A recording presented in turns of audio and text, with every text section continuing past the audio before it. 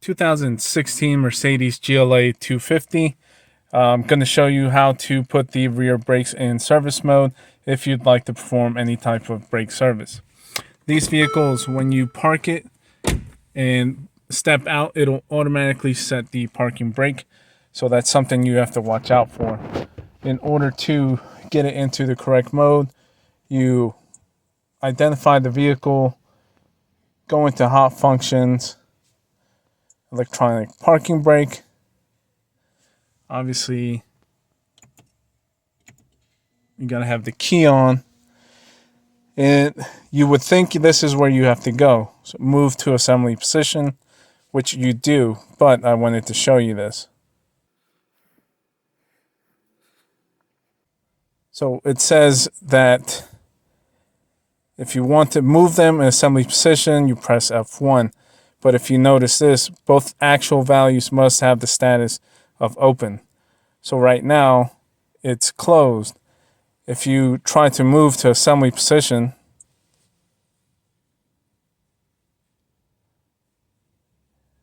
it attempts to, but it doesn't change anything, and you didn't hear the calipers activate. So what you have to do is change that status from closed to open. To do that, you go there, electronic parking brake.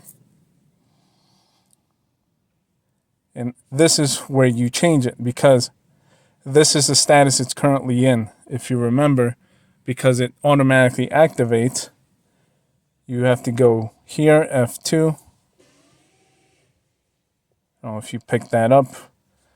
Now that status changed.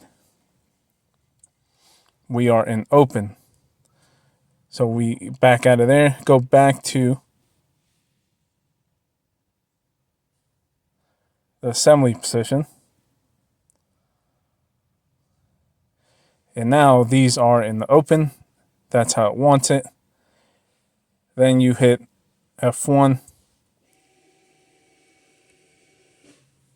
I'm not sure if you heard, but now the electronic parking brake is released and you can perform your brake service. Now they are at a point where you can push the piston in like you traditionally would any old school type of caliper. You're not going to damage anything. Once you're done performing all that work, you want to get it out of this mode, which of course you want to deactivate. And all of this is without pressing the brake pedal.